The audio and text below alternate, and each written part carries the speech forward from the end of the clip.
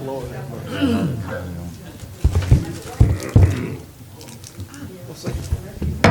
of County Commissioners now back in session. Next on the agenda will be Jason Puckett, Airport Manager. Good morning, Commissioners. Just have a quick update here at the airport. Things are going extremely well, and it's getting kind of busy as far as our construction is concerned. Our airfield lighting contract, as you know, has been awarded, and the contractor's already begun to stage out there at the airport. We're looking at a 90 to 120 day time to substantial completion on that. Our airfield drainage improvement, the project is designed is about 90% completed. We're hoping to start construction by the end of April with another 3 to 4 month anticipated completion date on that.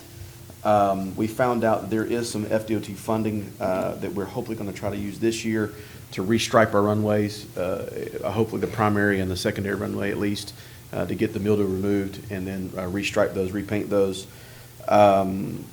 I am working now to develop an advertisement to submit to the AEC board next Monday for a request for proposal for another FBO operator. As soon as I get them to look at it, then hopefully the next time I'm here before you, I'll have something for us to really take a look at. But I want to get them to get their input on that before I submit it to you guys. And then lastly, we're having a meeting next Monday, AEC meeting at 5:30. A lot of our AEC members have had the opportunity to meet with Ms. Beth Kirkland, who is conducting our economic development survey for us at the airport. Some of the AEC members has asked to look at the work camp, take a tour of the old prison work camp as maybe just to start some brainstorming ideas of what we might do out there. And so we're actually going to have a tour of that facility at 4 p.m. on Monday. But other than that, that's just kind of where we are right now at the airport. Any comments from the board for Mr. Puckett? Yeah, what y'all doing about jobs other than looking? Well, that's why we're doing the economic development survey. Hopefully when she gets back with the study, there's some things that she's identified that we can do to try to generate some employment. Absolutely.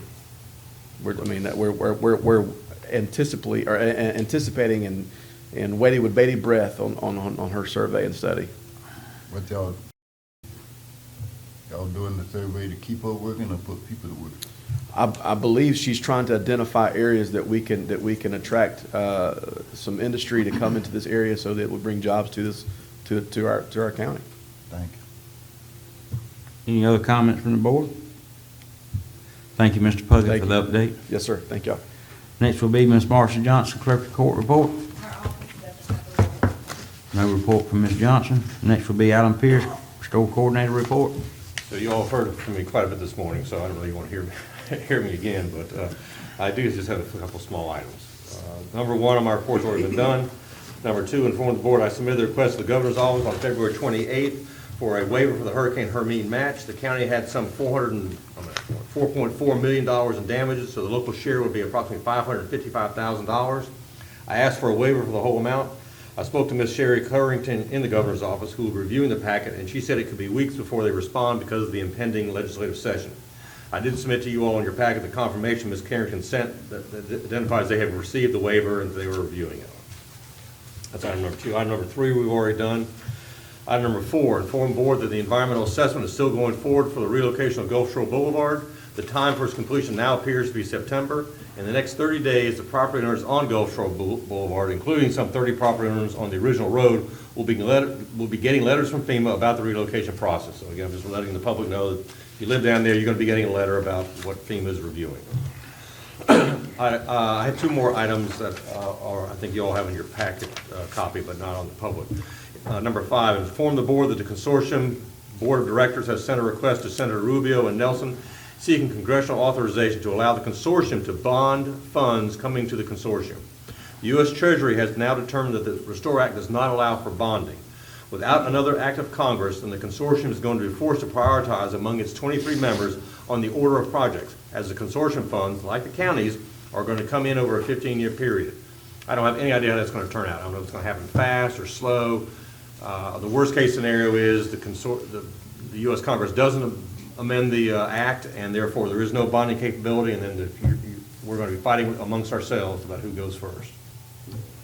I will say that your consortium consultants will become, are coming down next week, I believe, to talk to me and to who's interested about projects. I have told them that, you know, we still like to go, oyster recovery project, and so we're going to be talking more about that, and as I get more information, I'll pass it on to you all. Because I think they're hoping to have some more updates for the consortium meeting in April, which is in Tallahassee, I believe. Item number 6, inform the board there appears to be some negotiating going on with Triumph, as the legislative committee that's supposed to decide how Triumph funds are going to flow has canceled one meeting, and there's another one that's intended but has not yet been publicly scheduled. So I know the chairman was going to go to a meeting, but the first meeting has been canceled, Chairman, and I'm not sure when the second one is going to occur. And the last thing I want to let the board know is that Pam Brownell sent me, and I should have done this when she was here, but she sent me a notice about a proposed change. Now, this is only a proposed change that FEMA is looking at, but I want to tell you all this, and certainly people now get a point to be aware, because this affects everybody. But FEMA is looking at changing the criteria for a presidential declaration and changing the matching requirements. So we're sort of safe now because Hermine is under the old rules. But if in fact those rules change, what I expect to happen is FEMA is going to make it more difficult for presidential declarations to occur, and/or they're going to change the matching requirements so the federal share goes down. Either one is going to cost the local government more money. I mean, I just think it's going to be some tough times ahead. FEMA tried to get a change in the insurance rules, as you all may recall, who have property insurance, and there was such an outcry from the public about the tremendous increase in short period of time on homeowners insurance for flood insurance that they had to back off that. So now that they're attacking their money control a different way by trying to reduce the outflow from the federal government. And so it's going to be a battle. I don't think it'll happen quickly, but that is in the works now. And that is my report. Does the board have anything for Alan? Thank you, Alan. Next will be Mr. Michael Morone, County Coordinator Report.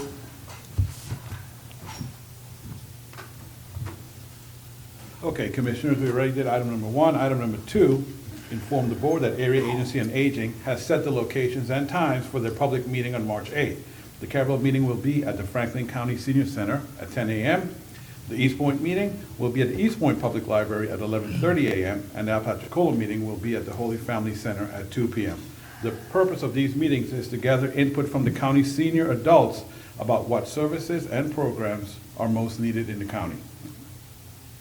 We read item number 3. Item number 4, board action to approve the attached revised retiree health insurance subsidy policy. The attached policy extends the vesting period for the retiree health insurance subsidy from 6 years of service to 10 years of service, clarifies the benefit, and provides for a transitional sunset period for the policy. It was tabled at the last meeting but has since been revised. On this particular issue, as chairman, I asked for the tabling of the last revision of the health insurance policy. As I read it, I was not comfortable with the way it was worded and the way it was being implemented. Having reviewed the second set that has been submitted to the board, I agree with it a lot more. I think it's a lot cleaner. It's a lot easier for the employees to understand of where they're at and where they're going. So that's my comments on number 4. Pleasure of the board. I would like to make a motion that we approve it. We have a motion on the floor by Commissioner Jones, second by Commissioner Lockley. Any further discussion by the board? All those in favor? Aye. All opposed? That motion carries. Item number 5, Commissioners, Chris Doolin of the Small County Coalition has asked the board to adopt a resolution opposing House Bill 17 and Senate Bill 1158. These two bills, although not identical, preempts local governments from adopting regulations relating to commerce, businesses, occupations, and professions unless expressly authorized in the general law. I quote from his email, "The resolution urges the members of the Florida legislature to oppose both bills which preempt the home rule power of local governments to take certain actions that are deemed by the local officials to be the best interest of the residents of the local community, unless expressly authorized by the Florida legislature." A copy of House Bill 17, Senate Bill 1158, and a draft resolutions for your approval is included in your packet. I also did talk to Attorney Schuler yesterday about the resolution. He glanced it over, looked it over.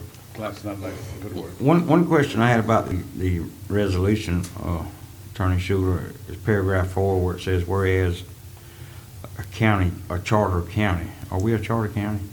We are not. We're not. Well, that needs to be changed.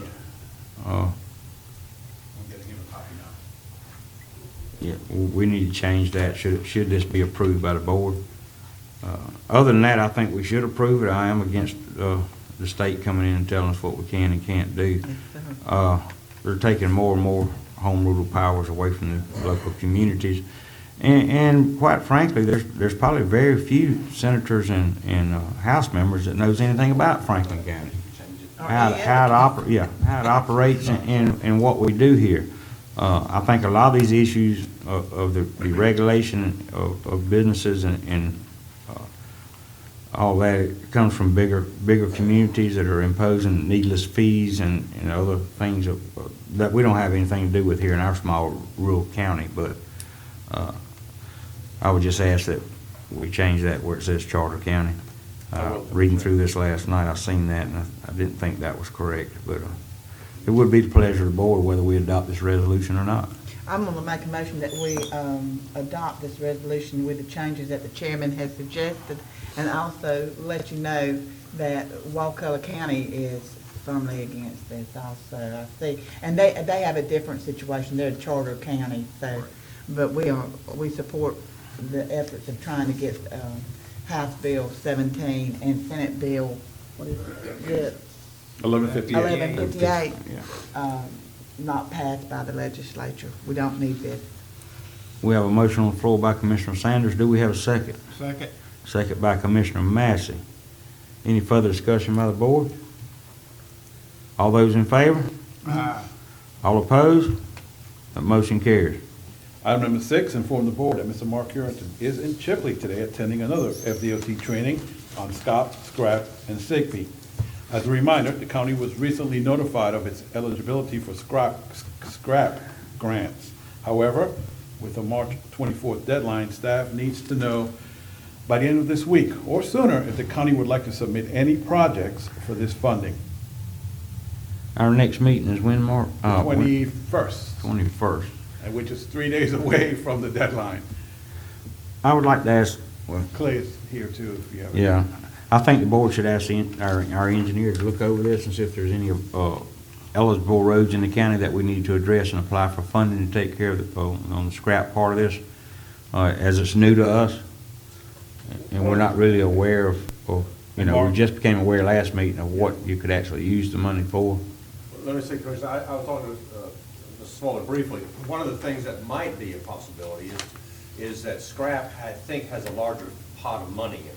And I didn't know whether it would be beneficial to the county to switch the Creamery Street project from the, which is, it's an improvement on the state highway system, to scrap, because we have a better chance of getting it funded. I was just gonna talk to Clay and see, so if we don't have a third project, we may move something around to increase the funding chances. Yeah, and that's kind of what I'll ask the board for a motion to direct the engineer to work with Allen and county staff to see, And Mark will be back fresh from today's training tomorrow. and bring us any recommendations you have at the next board meeting so we can get them submitted by the 24th.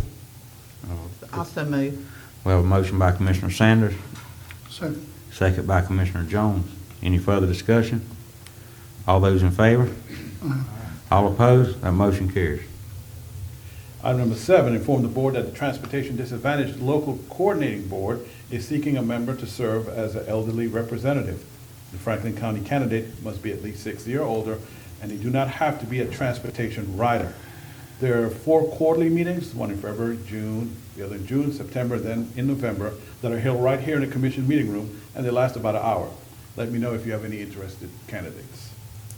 We do need to place somebody on this Yes. because I'm sure myself, like the rest of the commissioners, evidently get calls about the disadvantaged travel and having trouble setting up their appointments and getting Yeah. travel to their appointments. So having somebody that lives this on a daily basis, I think could have some good input into the local transportation disadvantage coordinating board.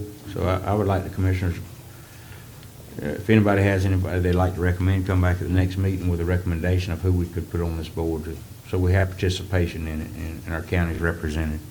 Okay. I'll bring it back up at the next meeting. Item number 8, Mr. Chad Caudill, if I'm pronouncing that, mobility.